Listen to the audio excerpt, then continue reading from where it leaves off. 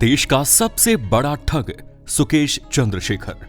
Bollywood heroine Jacqueline Fernandes के लाखों करोड़ों के फैंस हैं जो उसे चाहते हैं, पसंद करते हैं, लेकिन उनके इन्हीं फैंस में से एक ऐसा भी था जो किसी भी तरीके से जैकलीन फर्नांडिस के साथ केवल एक रात बिताना चाहता था और इसके लिए वो किसी भी हद तक जा सकता था। कितनी भी बड़ी रकम खर्च करने के लिए वो तैयार था। अब अगर आप सोच रहे हैं कि ये व्यक्ति कोई धन कुबेर हो सकता है तो आप गलत सोच रहे हैं। वो व्यक्ति तो मात्र 10वीं तक ही पढ़ा और लिखा था। इसके अलावा वो एक ठग था। नाम था सुकेश चंद्रशेखर। जी हाँ, यही नाम है उसका। इस ठग का शिकार बॉलीवुड सेलिब्रिटी से लेकर राजनीति जगत के बड़े बड़े दिग्गज बन चुके हैं। आइए जानते हैं आज इस ठग का पूरा कच्चा चिट्ठा। आप हमारे साथ इस वीडियो में आखिर तक बने रहिए। सुकेश चंद्रशेखर तमिलनाडु के मदुरई का रहने वाला था। इनके पिता विजयन चंद्रशेखर का रबड़ का कारोबार था। इसके अलावा वो पार्ट टाइम जॉब भी किया करते थे और सुकेश की माँ हाउसवाइफ थी। जमीन से उठकर इनके पिता ने काफी मेहनत की और अपने आप को इस लायक बनाया कि वो अपने बेटे को शहर के एक बड़े स्कूल बाल्टविन हाई स्कूल में पढ़ा सके, जहां बड़े बड़े अमीरों के बच्चे पढ़ा करते थे। सुकेश के भीतर इंफीरियरिटी कॉम्प्लेक्स आ जाता है कि ये बात उसके दिमाग में बैठ जाती है कि वो गरीब है और इसी एहसास का शिकार था सुकेश चंद्रशेखर।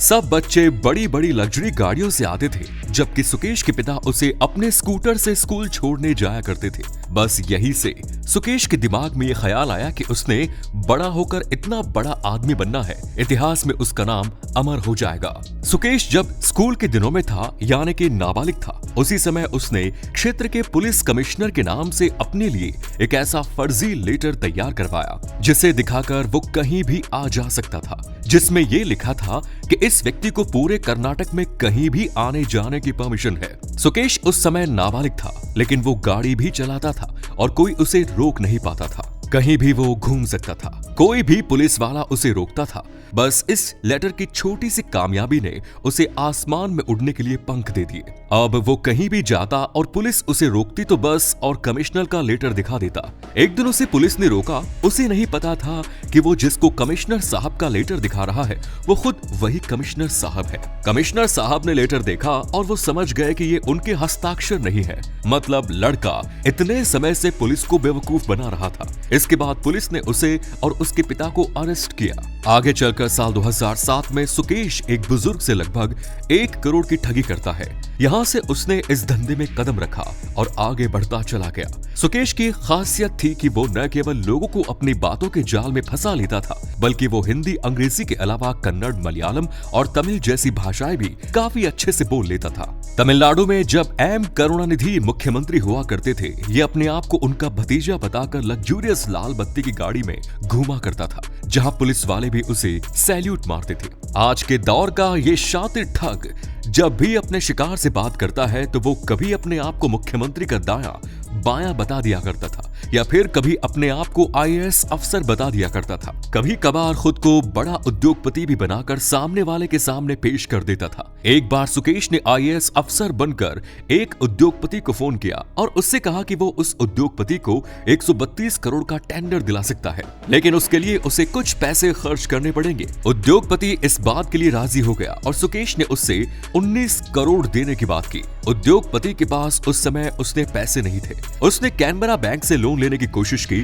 लोन आसानी से नहीं हो रहा था, इसीलिए सुकेश ने बैंक मैनेजर को भी उपहार देने की बात कहकर पटा लिया और फाइनली बैंक उस उद्योगपति के खाते में 19 करोड़ ट्रांसफर कर देता है। जब भेद खुलता है तब इन लोगों को पता चलता है कि ये तो कोई ठग था और बैंक के खाते से 12 करोड़ रुपए निकाल लिए जाते हैं। बैंक खाता सीज होने से पहले ही ठग अपना काम कर चुका था। आगे चलकर उसने मलयालम फिल्म की अभिनेत्री लीना मारिया पॉल से संपर्क किया और उसे अपनी एक फिल्म में काम देने के लिए अप्रोच किया। लीना जब उससे मिलने आई तो उसने लीना को कुछ इस तरीके के ठाट बाट दिखाए कि वो इम्प्रेस हो गई।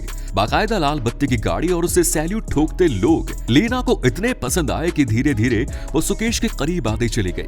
आगे चलकर इन दोनों के बीच शारीरिक संबंध बने। इस बीच सुकेश पकड़ा गया और उसे जेल हो जाती है। लीना को सच्चाई का पता चला, लेकिन काफी देर से लीना उस समय तक गर्भवती हो गई। उसे लगा कि सुकेश अब बाहर नहीं आएगा। उसने गर्भपात करा लिया, लेकिन सुकेश जब जेल से बाहर आया था इन दोनों ने एक बार फिर एक दूसरे से संपर्क किया और अब लीना एक्टिंग छोड़कर सुकेश के साथ ठगी के धंधे में उतर गई। सुकेश ने 15 साल के समय में लगभग 100 लोगों को अपने जाल में फंसाया और उनसे लगभग 500 करोड़ रुपयों की ठगी कर डाली। जब पैसा आता है तो डेफिनेटली आदमी के दिमाग पर उसका नशा हावी हो जाता है।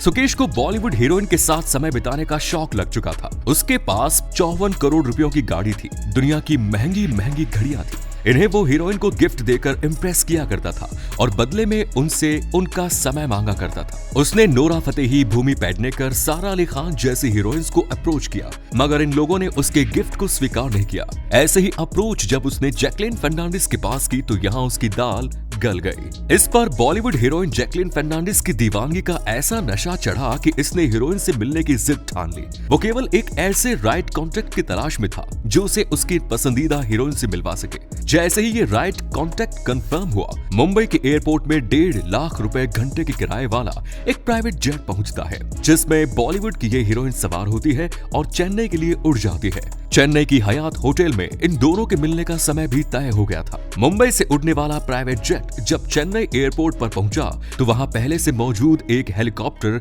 उस हीरोइन को लेकर हयात होटल के लिए रवाना हो गया। आखिरकार सुकेश चंद्रशेखर जिस हीरोइन के सपने दिन रात देखा करता था, आज वो उसके सामने थी। इसके बाद दोनों ने एक रात का क्वालिटी टाइम एक दूसरे के साथ स्पेंड किया और फिर वो हीरोइन वापस मुंबई आ गई। आगे चलकर सुकेश चंद्रशेखर ने हीरोइन के अमेरिका और ऑस्ट्रेलिया में रहने वाले भाइयों और बहनों को लगभग 7 करोड़ रुपए गिफ्ट किए, जिसमें महंगी महंगी गाड़ियां भी शामिल थी। मगर जैकलीन सुकेश की सच्चाई को नहीं जानती थी।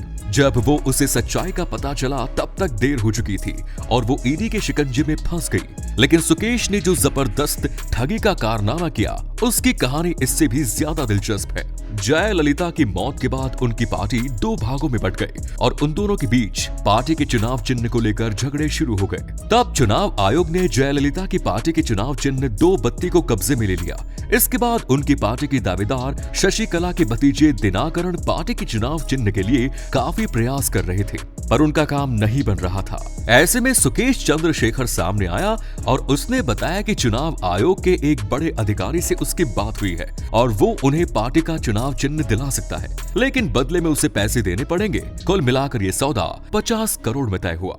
सारी डील दिल्ली के होटल में होनी थी। सुकेश चंद्रशेखर भी वहां पहुंचता है और अधिकारियों के बीच बातचीत होती है। उसी समय वहां पर सुकेश अरेस्ट हो जाता है। दरअसल ये जाल उसके लिए ही बिछाया गया था। इसके बाद सुकेश को तिहाड़ जेल भेज दिया जाता है। सुकेश ने तिहाड़ जेल में भी अपना जाल फैलाना शुरू किया और जेल के अधिकारियों को महीने का 1 करोड़ रुपए रिश्वत में बांटना शुरू किया। सुकेश चंद्रशेखर को बाकायदा एक बैरक अकेले के लिए अलॉट की गई। हालांकि उस बैरक में एक साथ कम से कम 40 कैदी रह सकते थे। उसे तमाम सुविधाएं दी गई और वो वहां पर एक आलीशान जिंदगी जीने लगा। इस बीच उसकी नजर जेल में बंद शिवेंद्र मोहन सिंह पर पड़ी।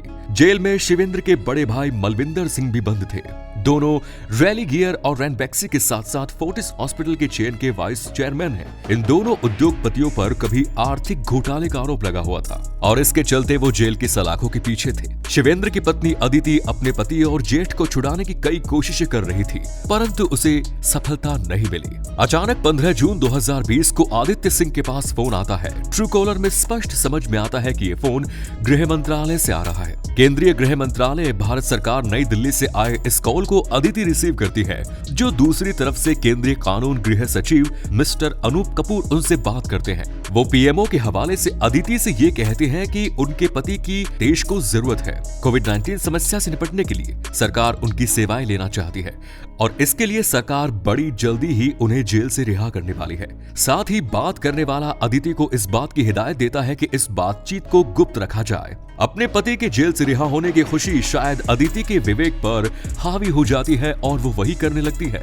जो उससे फोन पर कहा जाता है। अदिति सिंह से फोन पर पार्टी फंड में पहले तो 20 करोड़ देने की बात की जाती है, लेकिन आगे चलकर उससे साल भर में लगभग 40 बार और पैसे लिए जाते हैं और इस तरह करीब 200 करोड़ रुपए ठग लिए जाते हैं। बड़ी मात्रा में पैसों को निकाला जाता है। ईडी की नजर में आ जाता है ये, और फिर जब पूछताछ होती है तो सारा भेद खुलकर सामने आता है। पुलिस तिहाड़ जेल तक पहुंचती है तो उसे पता चलता है कि ये सारा खेल जेल में बैठकर सुकेश चंद्रशेखर खेल रहा था। उसे जेल अधिकारियों की मदद से मोबाइल मिल गया और जेल में ही शिवेंद्र के रूप में उससे अपना अगला शिकार भी, जिससे उसने 200 करोड़ रुपए ठग लिए। चुनाव अधिकारियों के साथ मिलकर रिश्वत रिश्वत लेने के साथ साथ अब सुकेश चंद्रशेखर पर 200 करोड़ रुपयों की ठगी का मामला भी सामने आ चुका था। फिलहाल सुकेश जेल में है और न्यायालय के फैसले के इंतजार में। तो ये थी सुकेश चंद्रशेखर की पूरी कहानी। उम्मीद करते हैं कि वीडियो आपको पसंद आया होगा। इस पर अपनी राय कमेंट्स में जरूर दीजिए। फिर मिलेंगे नए वीडियो में, तब तक के लिए जय हिंद, जय भारत, वंदे मातरम।